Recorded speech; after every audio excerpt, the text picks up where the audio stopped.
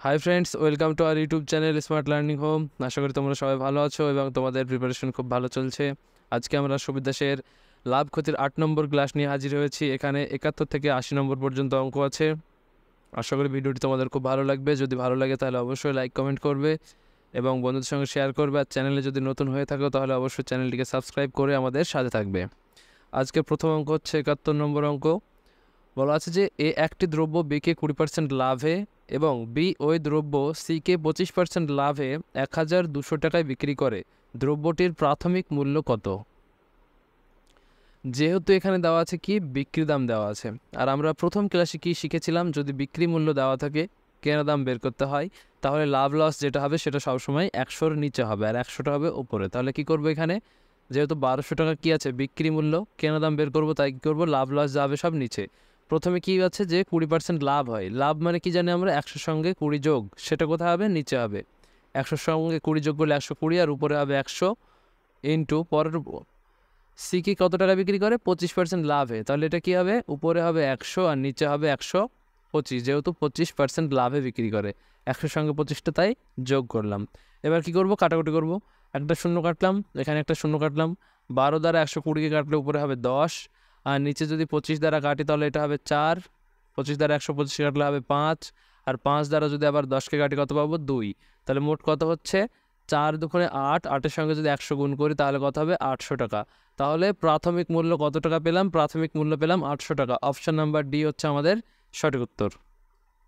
পরবর্তী অঙ্ক 72 নম্বর অঙ্ক। বলছে এক ব্যক্তি একটি টেবিল ও একটি চেয়ার 500 টাকা বিক্রি করে। টেবিল ও চেয়ার দুটোর বিক্রয় মূল্য হচ্ছে 500 টাকা। বিক্রি 500 টাকার টেবিল, হ্যাঁ। টেবিলটির 10% ক্ষতি এবং চেয়ারটিতে 10% লাভ হয়। মোটের উপর 10 টাকা লাভ হলে চেয়ারের ক্রয় মূল্য কত টাকা? মানে 500 টাকাতে একটা টেবিল ও একটি চেয়ার কিনে এবং টেবিলটি 10% ক্ষতিতে বিক্রি করে আর চেয়ারটি 10% লাভে বিক্রি করে এবং সে মোটের উপর 10 টাকা লাভ করে। তাহলে চেয়ারের ক্রয় মূল্য কত সেটা জানতে চেয়েছে। তাহলে প্রথমে আমরা লিখবো এটা টেবিল আর একটা হচ্ছে চেয়ার, ঠিক আছে। তারপরে কি করব, যেহেতু বলা আছে যে 500 টাকায় বিক্রি করে প্রথমে টেবিলটিতে 10% ক্ষতি হয়, তাহলে 500 টাকারই টেবিল ধরলাম। তাহলে 500 টাকারই যদি মোট টেবিল হয়, 10% ক্ষতি মানে কত টাকায় বিক্রি করছে, 90/100 টাকায়, তাই না। তাহলে শূন্য শূন্য যদি কাটি, একটা শূন্য কাটলাম, এখানে একটা শূন্য, এটা একটা কাটলাম, এটা একটা কাটলাম, তাহলে এটা কত হচ্ছে, 50 সঙ্গে 9 গুণ করলে হবে 450 টাকা। তাহলে টেবিলটির বিক্রয় মূল্য কত পাচ্ছি, 450 টাকা যদি 500 টাকাকেই টেবিল ধরি, মানে টেবিলের দাম হচ্ছে 500 টাকা যদি ধরি। এবার চেয়ারের দামটা 500 টাকা ধরবো, কত আছে, 10% লাভ। চেয়ারের দাম হচ্ছে 500 টাকা, এখানে কি করেছে, 10% লাভ করেছে, মানে কি হবে, উপরে 110 আর নিচে হবে 100। 100 দ্বারা 500 কাটলে হবে 5, আর 5-এর সঙ্গে 110 গুণ করলে কত হবে, 550 টাকা। তাহলে চেয়ারটি বিক্রি করছে কত টাকায়, 550 টাকায়। এরপরে কি বলা আছে যে মোটের উপর তার 10 টাকা লাভ হয়। মোটের পরে কিনেছিল কত টাকায়, 500 টাকায়, আর 10 টাকা লাভ মানে বিক্রির দাম কত হচ্ছে, 510 টাকা। যেহেতু 500 টাকায় কিনেছে আর মোটের উপর লাভ হচ্ছে কত, 10 টাকা, তাহলে 500 টাকা কেনা দাম আর 510 টাকা বিক্রি দাম, সেটা কোথায় হবে, মাঝে 510। এবার কি করব, আমরা অ্যালিগেশন করব। এই ধরনের একটা অঙ্ক আছে দেখবা আগের ক্লাসে।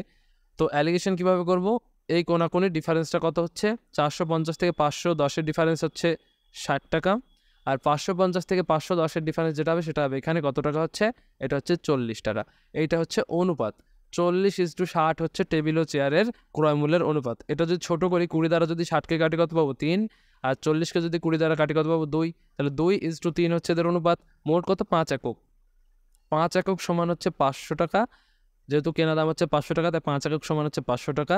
তাহলে 1 একক সমান কত হচ্ছে, 1 একক সমান হচ্ছে 100 টাকা। কি চেয়েছে উত্তর, যে চেয়ারের ক্রয় মূল্য কত, তাই না। চেয়ারের ক্রয় মূল্য কোনটা আছে, এইটা।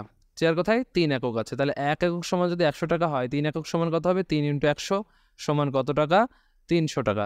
তাহলে 300 টাকা হচ্ছে চেয়ারের ক্রয় মূল্য। অপশন নাম্বার বি হচ্ছে আমাদের সঠিক উত্তর।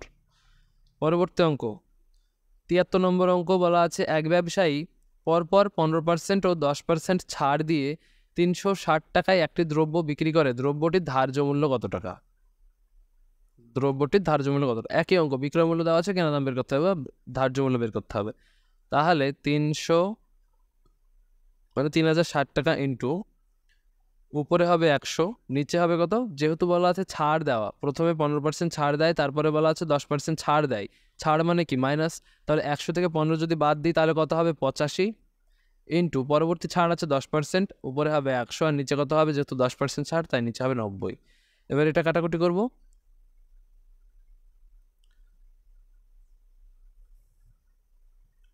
শূন্য শূন্য কাটলাম, 5 দ্বারা যদি 100-কে কাটি কত হবে? 20, আর নিচে 85-কে যদি 5 দ্বারা কাটি কত হবে? 17। 9 দ্বারা যদি আবার 306-কে ভাগ করি কত হবে? ভাগ করে দেখি, 306-কে যদি 9 দ্বারা ভাগ করি, 3 9 কত? 27, অবশ্যই থাকছে কত? 3 আর 6, 4 9 কত? 36, তাহলে কত হচ্ছে? 34। তা 9 দ্বারা যদি কাটি 306-কে তাহলে কত পাবো? 34, আর তার পাশে একটা শূন্য আছে তাই শূন্যটা কোথায় যাবে? উপরে উঠে যাবে, ঠিক আছে। আর 340-কে যদি 17 দ্বারা কাটি কত হবে? 340-কে 17 দ্বারা কাটলে হবে কত? 20। তাহলে উপরে কি পেলাম? 20 ইন্টু এখানে 10 আছে, তাহলে কত হলো? 20 ইন্টু 10, মোট কত? 2 দুগুণে 4 আর 4-এর পরে 3টি শূন্য, অর্থাৎ 4000 টাকা। তাহলে দ্রব্যটির ধার্য মূল্য কত টাকা হচ্ছে? দ্রব্যটির ধার্য মূল্য হচ্ছে 4000 টাকা। অপশন নাম্বার ডি হচ্ছে আমাদের সঠিক উত্তর। পরবর্তী অঙ্ক 74 নম্বর অঙ্ক। একটি দ্রব্যের ধার্য মূল্য ক্রয় মূল্যের উপর 10% কত বাড়ালে 10% ছাড় দিলেও 17% লাভ থাকবে? বলছে একটি দ্রব্যের ধার্য মূল্য ক্রয় মূল্যের উপর কত পার্সেন্ট বাড়াতে হবে যেখানে 10% ছাড় দিলেও 17% লাভ থাকবে। তাহলে ক্রয় মূল্যটা কত হবে? 100, বিক্রয় মূল্যটা কত হচ্ছে? যেহেতু 17% লাভ থাকছে, সিপি যেহেতু 100, এসপি কত হচ্ছে? এসপি হচ্ছে 117। এবার আমাকে জানতে হবে এমআরপিটা কত, সেটাকে জানতে হবে। তাহলে এমআরপি থেকে কত ছাড় দিচ্ছে? এমআরপি থেকে দিচ্ছে 10% ছাড়, তাহলে থাকছে কত? 90। 90%-এ বিক্রি করছে, তাহলে 90% সমান কত হচ্ছে? 117। তাহলে 117 সমান যদি 90% হয় তাহলে 100 সমান কত হবে? এই শূন্য কাটলাম, এই শূন্য কাটলাম, আর এটা কাটলে কত হবে? 9-কে 9 আর 3 9 27, তার মানে 13। তাহলে এটা কাটলে 13, আর 13-এর সঙ্গে 10 গুণ করলে হচ্ছে 130। তাহলে 130 টাকা হচ্ছে এমআরপি। তাহলে কত বাড়লো? কিনলো 100 টাকায় আর এমআরপি হচ্ছে 130 টাকা, কত বাড়লো? 30% বৃদ্ধি পেল। অপশান নাম্বার এ হচ্ছে সঠিক উত্তর। 75 নম্বর অঙ্ক বলছে যদি 3টি আমকে 4টি আমের ক্রয় মূল্যে বিক্রি করা হয় তবে লাভ কত হবে? প্রথমে সিপি আর এসপি কোনটা কিনেছে কোনটা বিক্রি করেছে সেটা আগে জানতে হবে। 3টি আম কি করেছে? 3টি আমকে 4টি আমের ক্রয় মূল্যে বিক্রি করেছে, তাহলে এই 4টি আম কিনেছে আর 3টি বিক্রি করেছে, তাহলে যেটা কিনলো সেটা ক্রয় মূল্যের দিকে আর যেটা বিক্রি করলো সেটা বিক্রয় মূল্যের দিকে। কত আছে? প্রথমে 4টি কিনেছে, তাহলে 4টি কিনেছে আর বিক্রি করেছে কত? 3টি সংখ্যা। তারপরে কি বলা আছে? যে এ দুটোর দাম হচ্ছে সমান। তাহলে কি করবো? এখানে শুধুমাত্র সংখ্যাটাকে বদলে দেবো, তাহলে টাকায় পরিবর্তন হবে। 3টাকে নিয়ে আসবো এখানে, তাহলে কত হবে? 3 টাকায় কিনলো আর 4 টাকায় নিয়ে যাবো ডান দিকে, তার 4 টাকায় বিক্রি করলো, ঠিক আছে, কিচ্ছু না। 3 টাকায় কিনলো, 4 টাকায় বিক্রি করলো, লাভ কত টাকা হলো? 1 টাকা। পার্সেন্ট কত? লাভ ইন্টু 100 বাই কত? কেনা দাম। কেনা দাম কত এক্ষেত্রে? 3 টাকা, তাই 3 হবে নিচে। আর 100-কে 3 দ্বারা ভাগ করলে হবে কত? 33.1/3% হচ্ছে আমাদের লাভ। অপশন নাম্বার সি হচ্ছে সঠিক উত্তর। পরবর্তী 76 নম্বর অঙ্ক বলছে এক অসাধু ব্যবসায়ী ক্রয় মূল্যেই দ্রব্য বিক্রি করে কিন্তু 1 কেজির পরিবর্তে 850 গ্রাম ওজন দেয়, তবে তার লাভ কত? তাহলে এখানেও সে তাই, সিপি আর এসপি একই ধরনের অঙ্ক, আগেরটাও যে অঙ্ক এটাও সেই একই অঙ্ক। তাহলে সিপি আছে একটা আর এসপি আছে একটা, কেনা আর বিক্রি। কিনছে কত? 1 কেজি আর বিক্রি করছে কত? 850 গ্রাম। তাহলে কিনছে 1 কেজি মানে কত গ্রাম? 1000 গ্রাম। যেহেতু পরেরটা গ্রামে আছে তাই এটা গ্রাম করে নিলাম। 1000 গ্রাম কিনলেও আর বিক্রি করছে কত? 850 গ্রাম। কত টাকায়? সেম টাকায়। এদের টাকার পরিমাণ কি সমান? যখন সমান থাকবে তখন কি করবো? এটা উল্টে দেবো। তাহলে 850 টাকা হচ্ছে কেনা দাম আর 1000 টাকা হচ্ছে বিক্রি দাম। লাভ কত টাকা? লাভ হচ্ছে 150 টাকা। শতকরা লাভ কত? 150 ইন্টু মানে লাভ ইন্টু 100 বাই কত? কেনা দাম। কেনা দাম কত টাকা? 85 টাকা, মানে সরি 850 টাকা। তাহলে এখানে 0 0 কেটে দিলাম, 5 দ্বারা যদি কাটি এটা হবে 3, আর 5 দ্বারা যদি 85কে কাটি হবে 17। তাহলে উপরে থাকছে কত? 300/17। আর 300/17কে যদি ভাগ করি কত পাবো? 11/17। অপশন নাম্বার ডি হচ্ছে আমাদের সঠিক উত্তর। এটা যদি ভাগ করি তাহলে পাবো 11 ভাগ করে দেখাই। 300কে যদি ভাগ করি 17 দ্বারা, তাহলে প্রথমে আসবে কত? 17 অবশিষ্ট থাকছে কত? 0। 10-এর মধ্যে 7 বাদ গেলে কত থাকবে? 3। আর এখানে থাকছে 1, তাই না? তারপরে কত হচ্ছে এটা? সরি, এটা ভুল করলাম, অপশন ডি হবে না, অন্য হবে। এটা হচ্ছে 0। তারপরে কি করবো? 7 দ্বারা যদি গুণ করি, 7 7 49-এর 9 হাতে থাকলো কত? 4। 7 কে 7 আর 4-এ কত হচ্ছে? 11। তাহলে 119 মাইনাস কত? 30-এর মধ্যে 19 বাদ গেলে অবশিষ্ট থাকছে 11। তাহলে উত্তর হচ্ছে 17/11/17। একটু ভুল হয়েছিল আমার হিসাবে। 17/11/17 হচ্ছে আমাদের সঠিক উত্তর। এখানে দেখতে পাবো 17/11/17 কোথায় আছে? Option number B. Option number ডিটা হবে না, ভুল বলেছিলাম। অপশন নাম্বার বি হচ্ছে সঠিক উত্তর। 17/11/17% লাভ। পরবর্তী অঙ্ক 77 নম্বর অঙ্ক হচ্ছে, লিখিত মূল্যের উপর 10% ছাড় দিয়ে একটি বই 12% লাভে বিক্রি করলে ক্রয় মূল্য লিখিত মূল্যের অনুপাত কত? তাহলে একটা হচ্ছে সিপি আছে আর একটা হচ্ছে এসপি আছে। সিপি মানে কি? 100 টাকায় কিনলো আর বিক্রি করে কত পার্সেন্ট লাভ হচ্ছে? 12% লাভ। তাহলে বিক্রি দামটা কত? 112 টাকা। এবং কি বলা আছে? লিখিত মূল্যের উপর 10% ছাড় দিল, তাহলে এমআরপিটা কত? এমআরপি হচ্ছে 100, আর এক্ষেত্রে সেলিং প্রাইস কত হচ্ছে? 90%। তাহলে কেনা দামটা বের করতে হলে আমাকে কি করতে হবে? এই 90 টাকা হচ্ছে কেনা দাম, তাহলে 112% সমান হচ্ছে 90 টাকা। তাহলে সিপি সমান কত সেটা জানতে হবে। তাহলে কি করব? উপরে হবে 90, নিচে হবে 112 × 100, এটা হচ্ছে কেনা দাম। এবার কি বলেছে? যে লিখিত মূল্যের, এটা ক্রয় মূল্য, এটা হচ্ছে সিপি, আর লিখিত মূল্যটা কত হচ্ছে? লিখিত মূল্য আছে 100, তাই অনুপাত করব কিভাবে? এটার সঙ্গে এটা 100টা অনুপাত করে দেবো। তাহলে উপরে হচ্ছে কত? গুণ করলে হবে 9000, আর নিচে হচ্ছে 112:100। এক্ষেত্রে কি করতে পারি আমরা? 9000টা 9000 থাকলো = এই 112টা, এটা 100 সঙ্গে গুণ হয়ে যাবে। তাহলে কত হবে? 112-র পরে আর দুটো শূন্য, ঠিক তো? এবার কি করব? দুটো শূন্য কেটে দিলাম, এখান থেকেও দুটো শূন্য কেটে দিলাম। তাহলে অপশনে মানে অবশিষ্ট থাকলো কত? 90:112। এটা ছোট করলে কত হবে? 2 দ্বারা কাটলে এটা হবে 45, আর এটা যদি 2 দ্বারা কাটি কত হবে? 56। তাহলে 45:56 হচ্ছে কেনা দাম এবং লিখিত মূল্যের অনুপাত। অপশন নাম্বার এ হচ্ছে সঠিক উত্তর। কেনা দাম এবং লিখিত মূল্যের অনুপাত হচ্ছে 45:56। 78 নম্বর অঙ্ক বলছে, এক ব্যক্তি কিছু লেবু 10 টাকায় 4টি দরে এবং একই সংখ্যক লেবু 10 টাকায় 5টি দরে কিনলো। সমস্ত লেবু সে 20 টাকায় 9টি দরে বিক্রি করলো। তার লাভ বা ক্ষতির হার কত? তাহলে প্রথমে সে কী করেছে? প্রথমে সে কিনেছে 10 টাকায় 4টি।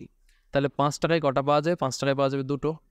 এই লাইনটার দরকার নাই, তাই এটা মুছে দিলাম, ছোট করে নেব, সহজ হবে হিসাবটা। তারপরে কি বলা আছে? 10 টাকায় 5টি। 10 টাকায় পাওয়া যাচ্ছে 5টি, তাহলে 2 টাকায় কটি পাওয়া যাবে?